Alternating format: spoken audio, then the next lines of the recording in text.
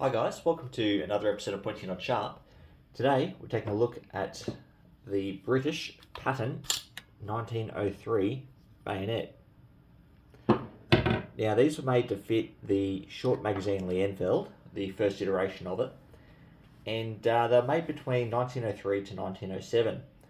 They were made by the Royal Small Arms Factory in Enfield and a number of contractors, including Robert Moll & Sons, Sanderson Bros and Newbound Limited, and the Wilkinson Sword Company. There were also a number of other manufacturers who made P1907s internationally. I believe they were made in India and possibly Afghanistan as well, and I wouldn't be surprised if someone else also had a production of them as well. Now, I'm not clear exactly how many were made in total. From what I can tell, Enfield made 119,755, and they also converted 66,707 patent 1888 bayonets into 1903s, and the conversion was relatively simple. As for the other manufacturers, I don't know how many they made, so I'm not sure how many were made in total. And after that production, there was also a commercial production of these made after 1907 for export. And that's actually what we have here. This is actually a Afghanistan export version. If you can see the Dari markings on the tang, both top and bottom. So the Afghan ones are actually quite hard to get.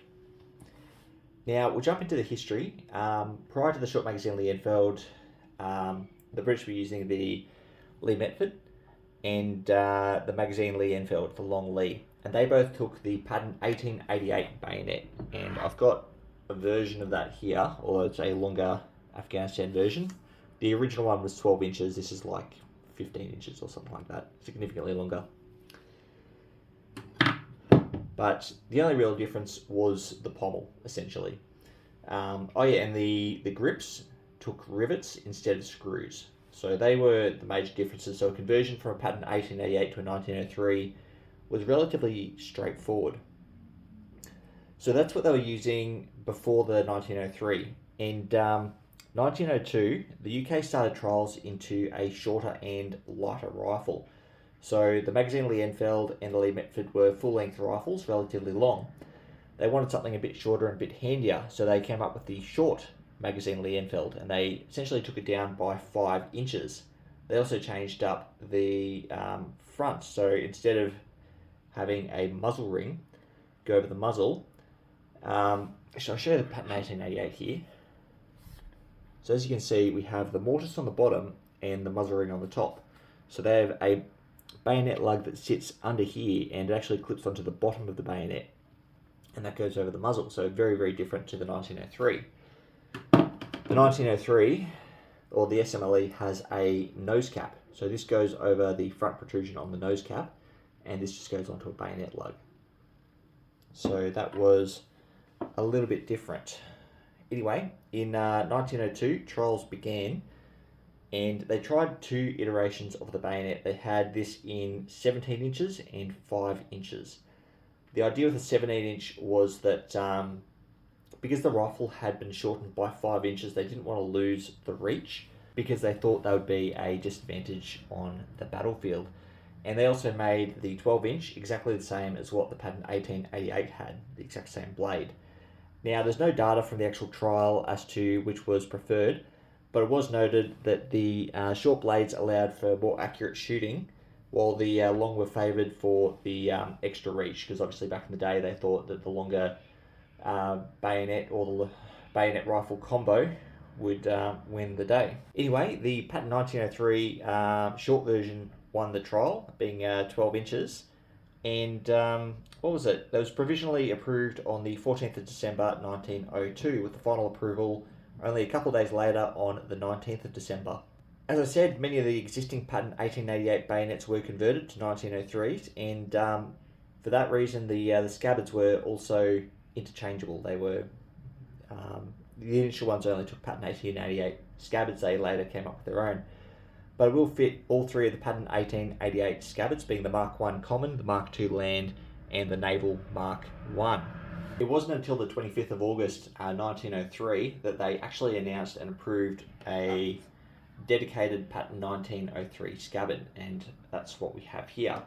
So the first one was designated the Scabbard Sword Bayonet Patent 1903 Mark 1, and of course interchangeable with the Patent 1888.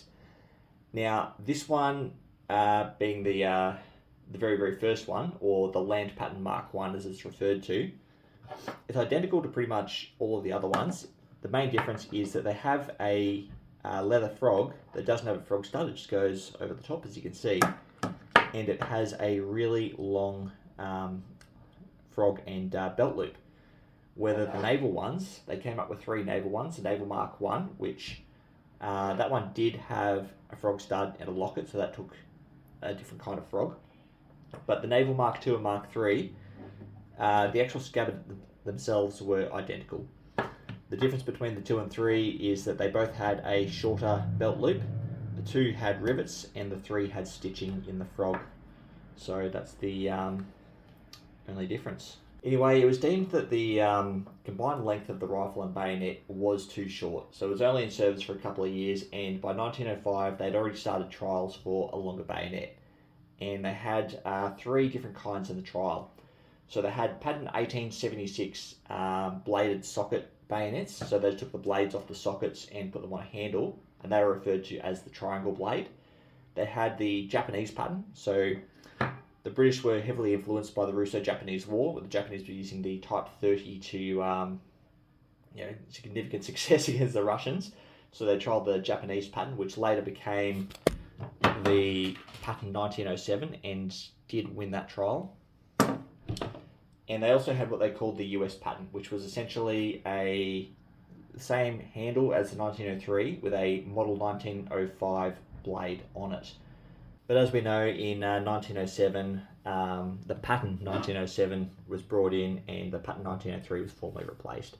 And that just added a 17-inch blade, which made up for the 5 lost inches with the shorter rifle.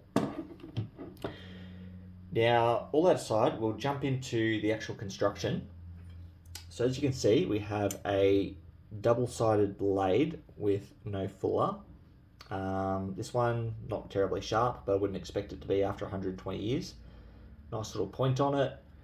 And it kind of reminds me of like the Belgian model 1916 or FN49 bayonets, how it has this like flattened section in the middle. I don't mind that too much. Then moving down to our crossguard, we've got our muzzle ring, even though it doesn't go over the muzzle. And this little protrusion here, which I assume is to capture a blade like a hook quillon. And then we've got 2 wooden grips retained by screws. Moving down to the pommel, we have a pommel shape we should all be very familiar with. It's the same as the 1907 and the L1, A1, A2, A3, A4s. And we've also got a clearance hole for clearing debris from the mortise. It's got a standard ramped push button or lug inside. So the bayonet lug comes in, the ramp depresses it, and as it passes, it snaps into place and locks. Now, the scabbards are a little bit different to most other bayonets. So the mouth, just nice, big and flat, unmarked. And then our locket is flat on both sides. We've got a leather body. And from what I read, the rough side was on the outside, and then it was covered in lacquer and stitched up. And that was to make it easier to repair, while the smooth side is on the inside. And as you see down the bottom here, our chape, metal chape, is internal with a steel stud protruding from the end. Now you will come across these with external chapes, and some of those were modifications and some of those are original patent 1888s, because I believe they had the external chape, but I could be wrong on that, don't quote me there. And then, as previously discussed, the frog just slides over the top, and that's really about it for construction. An interesting bit of trivia about this bayonet that I forgot to mention while filming is that it actually went on to inspire the Swiss model of 1918. The blade profile is identical, and so is the length, 11.75 inches. Finally, we'll jump into markings. Now, this is one of the commercial exports for Afghanistan, so this does not have all the markings. I can only show you a couple, but I'll find some photos on the internet to show you the rest. So on the left ricasso, we'll have our royal cipher. It could be one of two. So if it's converted from patent 1888, it'll have a crown with a VR underneath for Victoria Regina. Queen Victoria died 1901, so she died before the 1903 was ever manufactured. So if it has a Victoria Regina, it's converted from patent 1888.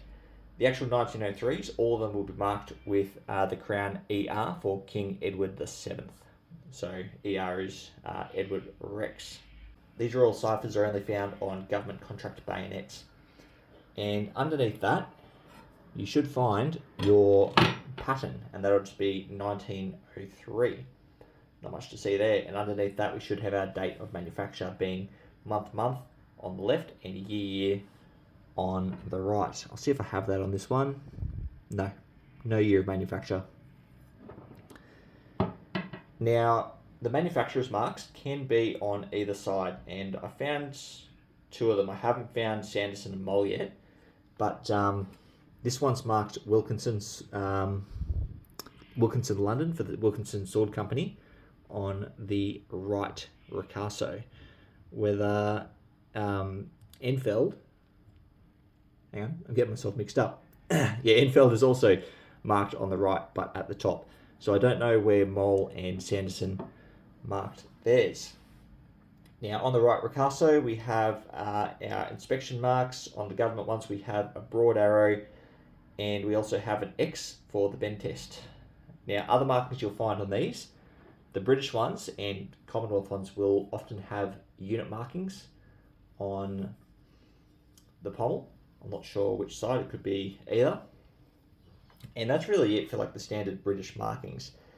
But then these also saw service throughout the empire, so you'll find markings on them all over. Now, as previously discussed, we've got our Dari markings on top and bottom ricasso, indicating that this one is an Afghani contract. I've also seen New Zealand ones with N broad arrow Z on the top of the tang as well. And I imagine other countries would also have their own unique markings on them, like Australia, South Africa, Canada, all the other colonial countries. And if you come across one of these that's been heavily blued, that's one that's been refurbished in Indian service.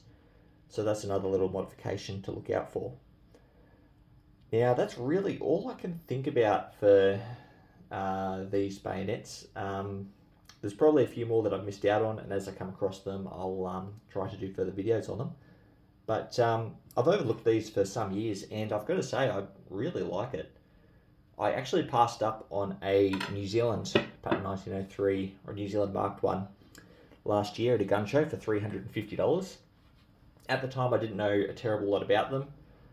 If I saw it again, I'd buy it in a heartbeat, because $350 isn't unreasonable for a good condition patent 1903 at the moment here in Australia, and a New Zealand marked one is just fantastic.